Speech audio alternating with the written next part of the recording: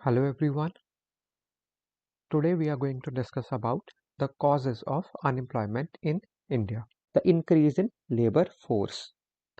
India is the most populous country in the world, जिसकी वजह से क्या है, द ग्रोइंग लेबर फोर्स जो है वो सेकेंडरी एंड टर्शरी सेक्टर में अच्छे से एब्जॉर्ब हो नहीं पा रहा, बिकॉज इनकी अपनी लिमिटेशंस है। सेकेंडरी सेक्टर वो जो है बढ़ते हुए लेबर फोर्स को अपने आप में एब्जॉर्ब नहीं कर पा रहा, बिकॉज उसकी अपनी ग्रोथ नहीं हो रही थी टिल द रीसेंट ईयर्स। तो स्टेगनेंट था सेकेंडरी सेक्टर, मैन्युफैक्चरिंग सेक्टर, जिसकी वजह से लेबर फोर्स उसमें जा नहीं पा रही थी। वाइल जो टर्शरी सेक्टर है, that is the service sector, उसमें स्किल्स चाहिए, एजुकेशन चाहिए, जो कि एक बैरियर है फॉर द पीपल जो कि एजुकेशन को असेस नहीं कर पा रहे। तो टर्शरी सेक्टर की अपनी लिमिटेशन है, सेकेंडरी की अपनी है। तो बचा कौन सा इनके पास? Primary sector, that is agriculture sector. तो एग्रीकल्चर सेक्टर में ही इन लोगों को जाना पड़ रहा था। तो this is the second point disguised unemployment का। तो पहला पॉइंट तो ये था कि लेबर फोर्स बढ़ रही है, क्योंकि पॉपुलेशन ज़्यादा हो रही है, तो वो सारी लेबर फोर्स भी बढ़ती जा रही है, जो कि अब इकोनॉमी के अलग अलग सेक्टर्स में एब्जॉर्ब नहीं हो पा रही। तो किस सेक्टर में वो जा रही है? एग्रीकल्चर में। तो उसकी वजह से हो रही है disguised unemployment, that is the second point. तो डिस्गाइज्ड अनएम्प्लॉयमेंट एग्रीकल्चर में हो रही है। डिस्गाइज्ड अनएम्प्लॉयमेंट का कॉन्सेप्ट हम लोग आगे पढ़ेंगे, बट अभी फिलहाल ब्रीफ में अगर हम देखें इसको, तो व्हाट इज डिस्गाइज्ड अनएम्प्लॉयमेंट? इसका मतलब ये है कि एक काम में जितने लोगों की ज़रूरत है उससे ज़्यादा वहाँ पे काम कर रहे हैं। मतलब अगर एक काम में 10 लोगों की ज़रूरत है, तो वहाँ पे 20 लोग काम कर रहे हैं, जबकि प्रोडक्टिविटी जितनी 10 लोगों से आ रही थी, उतनी ही 20 लोगों से आ रही थी। तो कोई फ़ायदा तो हो नहीं रहा। लोग ज़्यादा एम्प्लॉयड हैं, व्हाइल जो आउटपुट आ रही है, वो उतनी ही आ रही है। तो वो जो 10 लोग एक्स्ट्रा आ रहे हैं, उनकी कोई प्रोडक्टिविटी तो आ नहीं रही। तो दैट इज़ कि जहाँ पे लोग ज़्यादा हैं, बट चाहिए कम। तो ऐसा सेक्टर हमारे इंडिया में कौन-सा है? Agriculture sector. तो इसकी वजह से जो अनएम्प्लॉयमेंट होती है, उसको बोलते हैं हम लोग disguised unemployment. So disguised unemployment in agriculture, it wastes the marginal productivity of the productive labour. तो marginal productivity is the effective productivity. जो ये 10 लोग अगर किसी और सेक्टर में एम्प्लॉयड होते, तो वहाँ पे इनकी प्रोडक्टिविटी अच्छी हो सकती थी, बट यहाँ पे तो इनकी जो इफेक्टिव या नेट प्रोडक्टिविटी देखे, तो वो तो कुछ आ ही नहीं रही, बिकॉज 10 लोग भी उतना ही काम कर रहे हैं और 20 लोग भी उतना ही काम कर रहे हैं। तो उनकी प्रोडक्टिविटी जो है वो वेस्ट हो रही है because of disguised unemployment. The next point is muted manufacturing sector.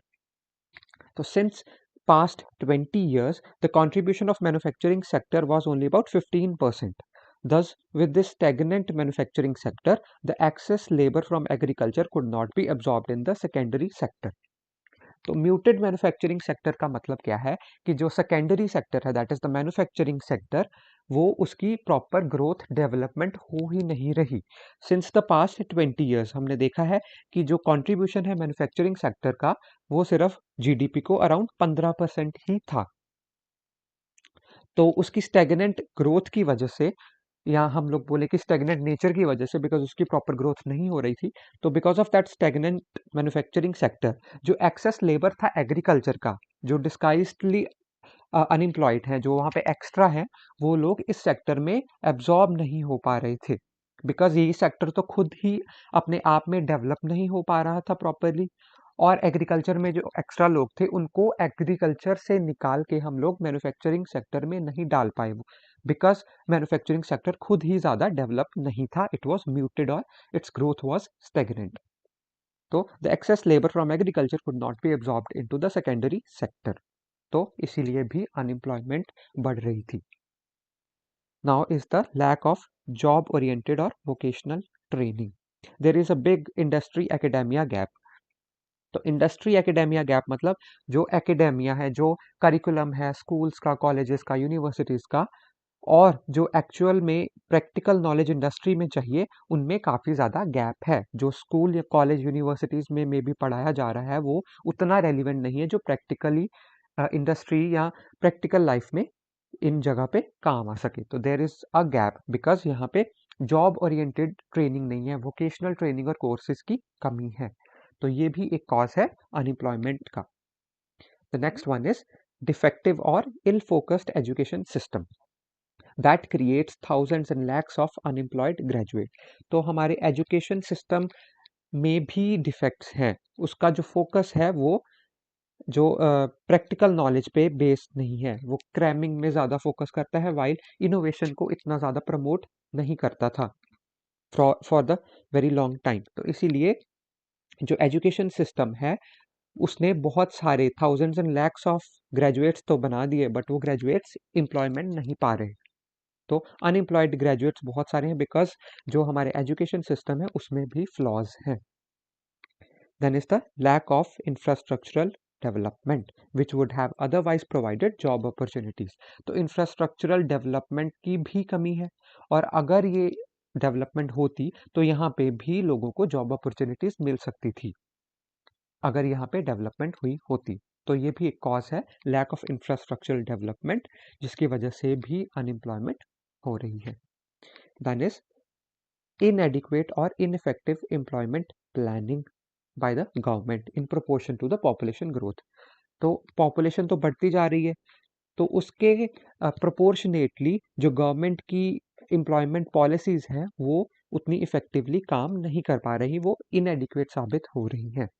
Also, the benefits of many of the government schemes and initiatives, they are not reaching the actual or intended beneficiaries। जो government की schemes हैं, जो initiatives हैं employment से related, वो भी काफ़ी सारे लोगों तक पहुंच नहीं रहे, जो कि एक्चुअली जिनको उसका बेनिफिट मिलना चाहिए था, जो उन स्कीम्स के इंटेंडेड बेनिफिशियरीज थे, उनको उसका जो लाभ है, वो बेनिफिट है, वो नहीं मिल पा रहा है।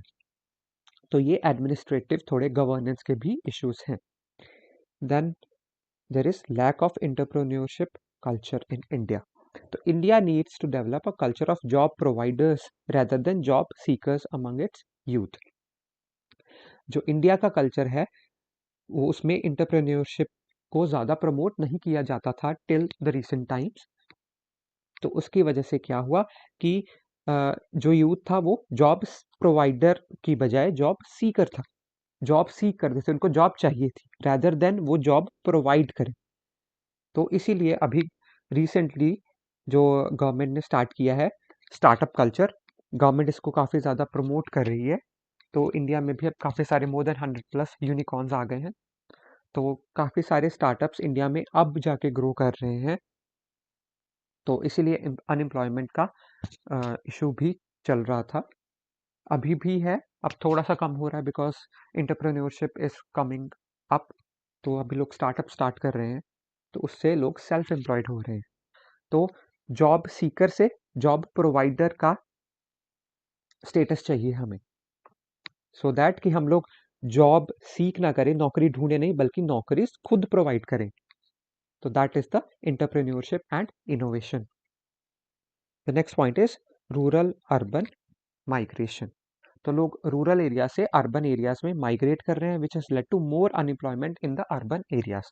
तो अर्बन एरियाज में ऑलरेडी ही पॉपुलेशन ज़्यादा है, अपॉर्चुनिटीज़ भी ऑल्दो ज़्यादा है, बट पॉपुलेशन भी ज़्यादा है, और उसमें ऐड क्या हो रहा है कि लोग रूरल एरिया से अर्बन एरियाज में माइग्रेट कर रहे हैं। तो लोग अर्बन एरियाज में आते जा रहे हैं, वाइल जो अर्बन एरिया के रिसोर्सेज हैं वो तो उतनी तेज़ी से नहीं बढ़ रहे, रादर एग्जॉस्ट हो रहे हैं।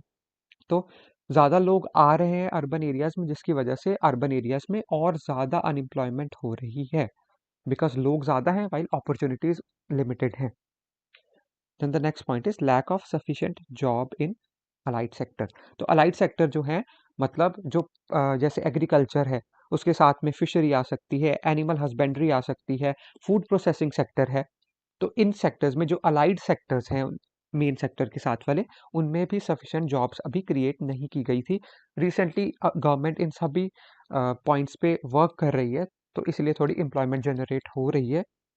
But since the long time, अगर हम लोग इंडिपेंडेंस से अब तक देखें, तो देयर वाज अ नेग्लेक्ट और there was a lack of sufficient jobs in the allied sectors. Then is there was more focus on capital intensive growth rather than labor intensive growth, especially before the 1990s।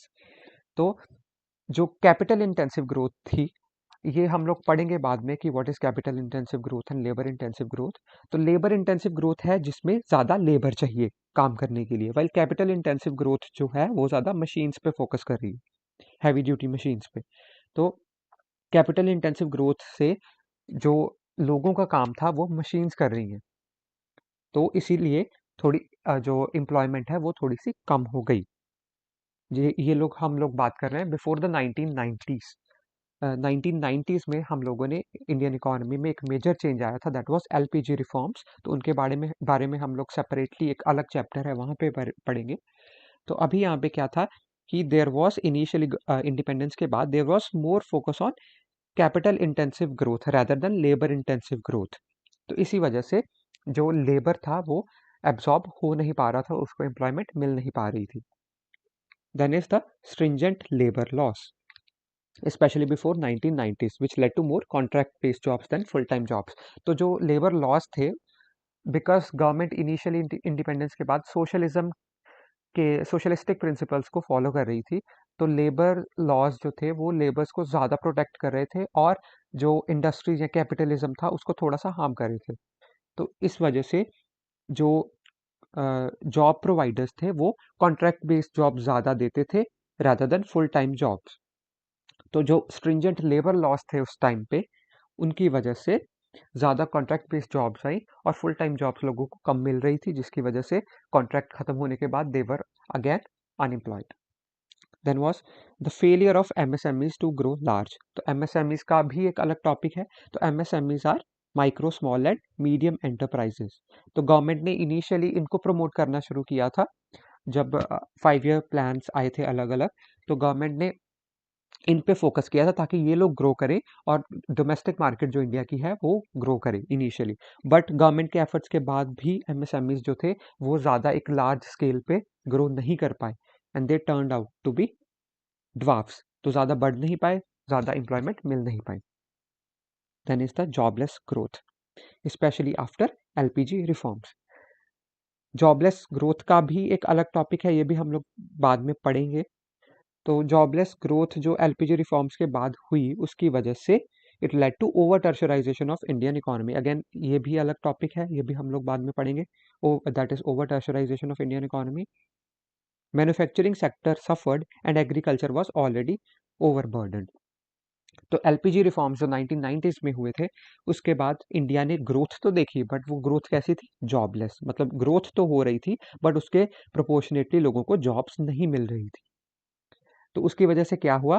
Tertiary sector, because tertiary जो service sector है उस पे government ने focus किया था, तो ज़्यादातर जो जॉब्स थी वो टर्शरी सेक्टर में, सर्विस सेक्टर्स में मिल रही थी, जिसकी वजह से ही इंडिया की जो ग्रोथ थी वो ज़्यादा हो रही थी। सो इंडिया की जो ग्रोथ थी 1990s में और उसके बाद इवन अब तक, it is more of service sector based. तो सर्विस सेक्टर जो है, टर्शरी सेक्टर जो है, वही सबसे ज़्यादा ग्रोथ के लिए रिस्पॉन्सिबल है। उसने जीडीपी तो बढ़ा दी बट बाकी सेक्टर्स जो थे उन्होंने सफ़र किया। फॉर एग्जांपल जो मैन्युफैक्चरिंग सेक्टर था वो स्टैग्नेंट रह गया, उसकी ज़्यादा डेवलपमेंट नहीं हो पाई। और एग्रीकल्चर तो ऑलरेडी ओवरबर्डन था ही, जिसका अनएम्प्लॉयमेंट तो थी ही।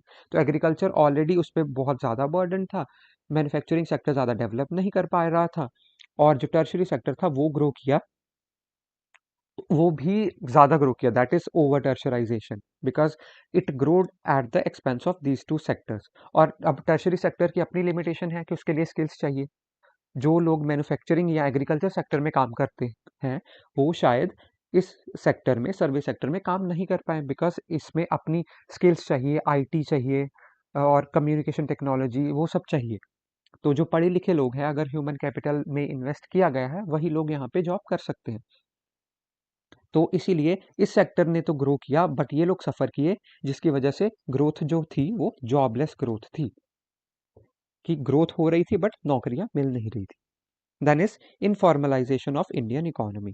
तो इनफॉर्मलाइजेशन मतलब फॉर्मल एक कोई स्पेसिफिक ऑर्गेनाइजेशन नहीं है, इनफॉर्मल ऑर्गेनाइजेशन। जैसे हम लोग देख सकते हैं गिग इकोनॉमी है, या जो मजदूर हैं सपोज, सब कॉन्ट्रैक्टिंग है, casualisation, casual daily veg workers जो हैं, मतलब मजदूर हैं जो वो हर दिन के लिए उनको अलग जॉब चाहिए, इनफॉर्मल सेक्टर है। तो उसकी वजह से भी अनएम्प्लॉयमेंट हो रही है, बिकॉज यहाँ पे कोई जॉब सिक्योरिटी तो होती नहीं है। ना ही पोस्ट जॉब बेनिफिट्स मिलते हैं यहाँ पे, तो सोशल सिक्योरिटी की कमी है और ये लोग जब चाहे आपको नौकरी से निकाल भी सकते हैं। तो इनफॉर्मल सेक्टर में ये प्रॉब्लम्स तो रहती ही हैं। और इंडिया की प्रॉब्लम ये है कि इंडिया का जो मेजॉरिटी इकोनॉमी है वो इनफॉर्मल है। इंडिया की मेजॉरिटी जो इनफॉर्मल इकोनॉमी है और फॉर्मलाइजेशन काफ़ी कम है, और इनफॉर्मल सेक्टर के अपने नुकसान है, बेनिफिट्स भी हैं कुछ, बट नुकसान भी हैं। तो इसलिए इन सभी रीजंस की वजह से there was unemployment in India. So these were the causes of unemployment in India.